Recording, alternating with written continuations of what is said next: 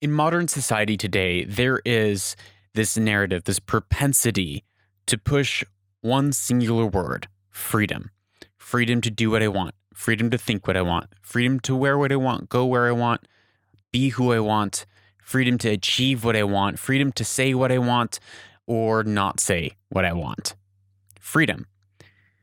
And as we've universally across the globe embraced this idea of freedom, at the same time, we have begun to reject the idea of responsibility and abdicate our responsibility onto the system and onto the world around us. Well, it's not my responsibility, that's the system. Well, that's the big oil company. Well, that's this government. Well, that's this ethnic group. Well, that's the men's fault. Well, that's the women's fault. Well, that's the white's fault. Well, that's the black's fault. And we begin to push responsibility away from ourselves and on to everyone else. Why? Because we want freedom. But the issue of rejecting responsibility and wanting freedom is that it comes at the cost of understanding our destiny and being able to live out our purpose. Hey, it's Lucas Grobot, and you're listening to Weaver and Loom.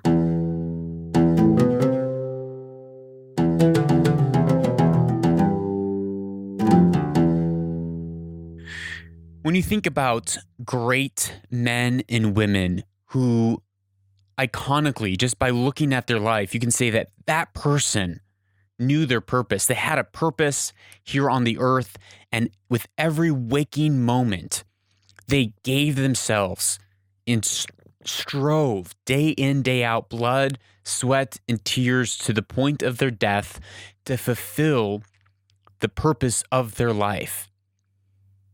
When we think of these iconic people, we think of people like Gandhi. We think of people like Rosa Parks, or maybe we think of William Wilberforce.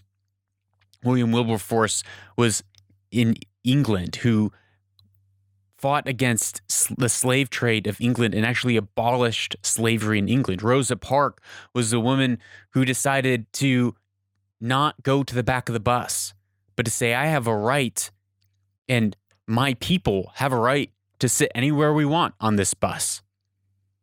Gandhi, he led a whole people into freedom. But it's because all of these individuals took responsibility and gave every waking moment of their life and carried a burden and responsibility for people other than themselves. When we think of responsibility, we often think of, well, I need to be responsible for myself. I need to take care of my finances. I need to take care of my family. I need to take care of my realm, my domain. But self-responsibility, personal responsibility, is the low watermark of responsibility. That's like I hope that you're taking care of yourself. I hope that you are a responsible individual. But where we find purpose is when we come to a place where we look at the pain and the hurt in the world around us, and we say, I have a responsibility to others, not for others. We're not responsible for the choices of other people, but we have a responsibility to others. And it's in the willful taking on of responsibility that we find purpose. But in our modern day of 30-second sound bites, media, fame, attention, likes, shares, posts, it has no longer become about taking responsibility for the world around us and carrying something that is larger than ourselves. It has become about our personal freedoms. It has become about achieving our personal dreams. It has become about me, myself, and I, rather than about making the world a better place through our service, through our laying down, through our blood, sweat, and tears day in, day out.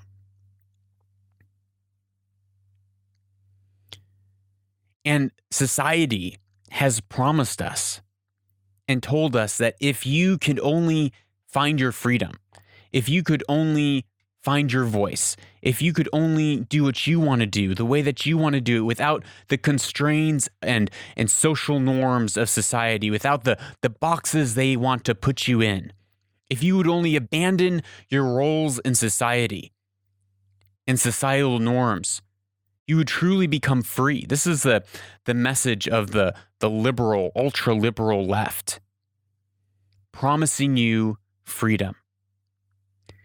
But it's when we throw off those constraints, we find ourselves in chaos. We find ourselves living without meaning. We find ourselves living without purpose. And it's really through living a constrained life with a vision and a purpose for where we're going, what we're meant to do. And we look at the pain and suffering in both our lives that we choose to fight and battle and overcome, and then, by extension, seeing the pain and suffering in the world around us. And we willfully choose to take that on and overcome to make the world around us a better place, to be change makers in our world, to own the future, to own our communities, to be responsible to others, not for them. I think of Sheikh Zayed, who founded the United Arab Emirates. He could have just taken responsibility for himself. He could have chose to just build his family, his tribe. But instead, he was such a visionary and burdened to make the nation, to make the tribes around him great, not just himself, but to improve the life of his children, his grandchildren, his great-grandchildren, and the great-grandchildren of his neighbors. That he burdened himself with the purpose to build the UAE into a great nation. And that's because he took responsibility. He willfully took it upon himself to pull a nation together, to set values, to set a vision and a direction for multiple people groups, multiple tribes, that they could unify together in strength to build a great country, to build a great nation out of nothing just 40 years ago. And that is something that's admirable, that I think that each of us can look to say, not how can we become more free, not how can we do what we want, but what is the thing that is inside of us that we can look around and say, that I can take responsibility and I can put action behind my words to make the world a better place, to make my family a better place, to make my friends better, to improve their lives, not in a selfish way, but in a generous and in a giving way.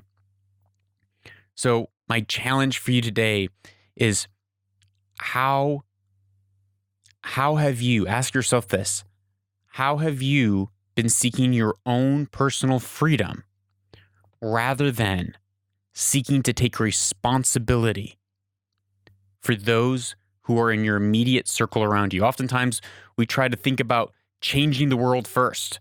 We skip our personal realm, we skip our family, we skip our clients, we skip our brands and our business, and we go to like these great, grandiose, big ideas. But it starts small.